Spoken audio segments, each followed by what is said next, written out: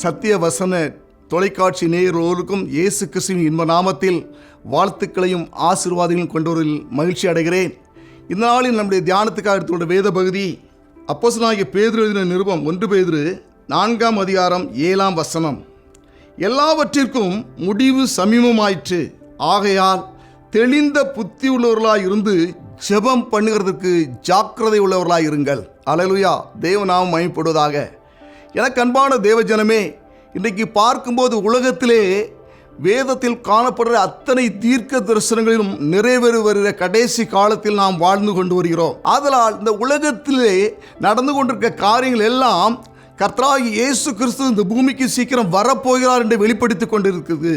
அதனால் எனக்கு அன்பான தேவ ஜனங்களே, கர்த்தருடைய ஆவியானவர் நம்மோடு இடைபடுவது என்னவென்றால் ஜெபம் பண்ணுவதற்கு ஜாக்கிரதையாக உள்ளவர்களாக இருங்கள். ஏனென்றால் நம்முடைய வாழ்க்கை, ஆவிக்குரிய வாழ்க்கையானது ஜாக்கிரதையாக இருக்க வேண்டும் என்று பரிசுத்த ஆவியானவர் விரும்புகிறார். அப்போ இந்த ஜாக்கிரதை இல்லாமல் வாழும்போது நம்முடைய வாழ்க்கையிலே அங்கே தவறுகள் நேரிடலாம், இல்லாவிட்டால் தேவ சித்தம் செய்யாமல் போகலாம். ஆதலால் தான் பரிசுத்த ஆவியானவர் தம்முடைய பிள்ளைகளுக்கு அப்போஸ்தலனாகிய பேதுரு மூலமாக சொல்லுகிறார், எல்லாவற்றுக்கும் முடிவு சமீபமாயிற்று. இந்த பூமியிலே தேவன் சிருஷ்டித்த எல்லா காரியங்களும் தேவனுடைய நாம மகிமைக்காக சிருஷ்டித்தார். மனிதனை தன்னுடைய சாயலாக சிருஷ்டித்தார். ஏன்? தன்னுடைய மகிமைக்காக, தன்னுடைய சித்தத்தை செய்வதற்காக. அதுதான் இந்த கடைசி நாட்களே கர்த்தர் உங்களிடத்திலும் என்னிடத்திலும் எதிர்பார்க்கிறார். ஆமென். எல்லா மனிதரும் பரிசுத்தமாவது தேவ சித்தமாய் இருக்கிறது. ஆதலால் பரிசுத்தமாவதற்கு நாம் ஜெபிக்க வேண்டும். தேவனிடத்தில் நாம் ஒரு ஐக்கியம் வைத்திருக்க வேண்டும். நம்முடைய வாழ்க்கையிலே என்று கர்த்தருடைய விட்டு நம்மை எதை பிரிக்கிறது? ஒருவேளை இந்த உலகத்தின் அசுத்தமான காரியங்கள், பாவங்கள், கண்களின் இச்சை, மாம்சத்தின் இச்சை, பரிசுத்தமாவதற்கு எது எது தடையாய் காண்போ அவைகளெல்லாம் நீங்க வேண்டுமானால் தேவ பிள்ளைகள் ஜெபம் பண்ணுவதற்கு ஜாக்கிரதையாக இருக்க வேண்டும். அல்லேலூயா. தேவநாமம் மகிமைப்படுவதாக. மத்தேயு 20:40 நாம் பார்க்கிறோம், ஆண்டவராகிய இயேசு கிறிஸ்து சொன்னார், நீங்கள் சோதனைக்கு உட்படாதபடிக்கு விழித்திருந்து ஜெபம் பண்ணுங்கள். விழித்திருந்து ஜெபம் பண்ணுங்கள் என்று கர்த்தராகிய இயேசு கிறிஸ்து தம்முடைய சீசர்களுக்கு கற்றுக் கொடுத்தார்.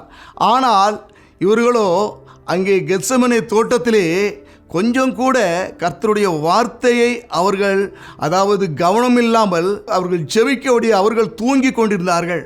எனக்கு அன்பான தேவ ஜனமே, இந்த நாட்கள் நாம் தூங்கி இளைப்பாறுற காலம் அல்ல. ஆவியிலே விழித்திருந்து ஜெபிக்கும்படியாக பரிசுத்த ஆவியானவர் விரும்புகிறார். அதை நம்பிதான் கர்த்தர் உங்களை என்னை ரட்சித்திருக்கிறார். அதை நம்பிதான் கர்த்தர் உங்களை என்னை திருச்சபையிலே வைத்து தம்முடைய பரிசுத்த சித்தத்தை செய்யும்படியாக அவர் முன்குறித்திருக்கிறார். நமக்கு தெரியும், அப்போஸ்தலனாகிய பேதுருடைய வாழ்க்கையிலே தேவனுடைய சித்தத்தை அவன் செய்யாமற் போனதினால் கடைசியிலே அங்கே விழுந்து போகிற ஒரு காரியமாய் இருக்கிறது. ஏன்?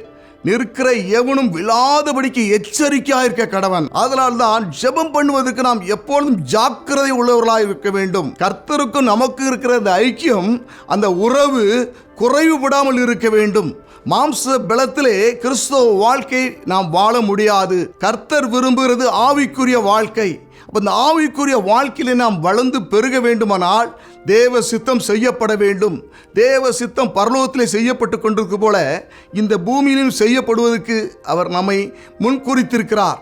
எனக்கு அன்பான தேவ ஜனமே, இந்த நாளிலும் கூட நாம் எப்பொழுதும் ஜெபிப்பதற்கு நாம் ஆயத்தம் உள்ளவர்களாக, ஜாக்கிரதை உள்ளவர்களாக இருக்க வேண்டும். அல்லேலூயா. நம்முடைய ஆண்டவராகிய இயேசு கிறிஸ்துவை கவனித்து பாருங்கள். அவர் வனாந்தரத்திலே ஜெபித்தார், அதிகாலையிலே ஜெபித்தார், இருட்டிலே ஜெபித்தார், மலையின் மேல் ஏறி ஜெபித்தார். கர்த்தராகிய இயேசு கிறிஸ்துவே பிதாவுக்கும் அவருக்கும் ஒரு இடைவிடாத ஒரு ஐக்கியம் தொடர் இருக்குமானால் மனிதர்களாகிய உங்களுக்கும் எனக்கும் நிச்சயமாக தேவனோடு ஒரு நெருங்கிய தொடர்பு இருக்க வேண்டும். அந்த தொடர்பு இருக்கும்போது தான் வரப்போகிற ஆக்கினைகளுக்கு நாம் தப்ப முடியும். அதனால தான் வேதம் சொல்லுது, அங்கே இனி சம்பவிக்க போகிறவர்களுக்கு தப்பும்படியாக விழித்திருந்து ஜெபியுங்கள். மனுஷகுமாரனுக்கு முன்பாக ஒரு பாத்திரராக நீங்கள் நானும் காணப்பட வேண்டும். அதற்கு என்ன காரியம் என்றால், நம்முடைய ஆவிக்குரிய வாழ்க்கை எப்பொழுதும் கர்த்தரோடு நடக்கிற வாழ்க்கையாக, ஜெபிக்கிற வாழ்க்கையாக, அவரை மகிமைப்படுத்துகிற வாழ்க்கையாக, அவருடைய சித்தத்தை செய்கிற வாழ்க்கையாக இருக்க வேண்டும். பாருங்க, பேதுரு அங்கே ஜெபிக்க வேண்டி அவன் தூங்கிவிட்டான். சாதாரண ஒரு வேலைக்காரி முன்பாக அவனால் பேச முடியவில்லை, நிற்க முடியவில்லை. அல்லேலூயா. எந்த தேவ பிள்ளை ஜெபிக்காமல் ஆவிக்குரிய வாழ்க்கையை வாழ்கிறார்களோ நிச்சயமாக விழுந்து போவீர்கள். மனிதர்களுக்கு முன்பாக தைரியமாக நிற்க முடியாது, சத்துருவாகிய சாத்தானுக்கு நிற்க முடியாது. அல்லேலூயா.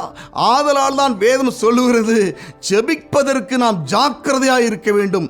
அஜாக்கிரதை வரும்போது, கவனக்குறைவு வரும்போது அங்கே உலகம், மாமிசம், பிசாசு நம்முடைய வாழ்க்கையிலே மேற்கொள்வான். எனக்கு அன்பான தேவஜனமே, இந்த நாட்களிலே கர்த்தருடைய ஆவியானவர் நம்மிடத்தில் கேட்பது என்னவென்றால், என் அன்பான மகனே, மகளே, எனக்காக நீ ஜெபிக்க மாட்டாயா? தேவ சித்தம் செய்வதற்கு இந்த பூமியிலே, பரலோகத்திலே தேவ சித்தம் செய்யப்பட்டு கொண்டிருக்கிறது.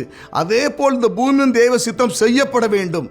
பாருங்க, பேதுருடைய வாழ்க்கையில் நாம் பார்க்கும்போது அங்கே அவன் தோல்வி அடைந்து விட்டான் அந்த வேளையிலே. அதனால தான் அவன் அனுபவத்தின் வாயிலாக தான் இந்த வார்த்தையை எழுதுறான். ஏன்?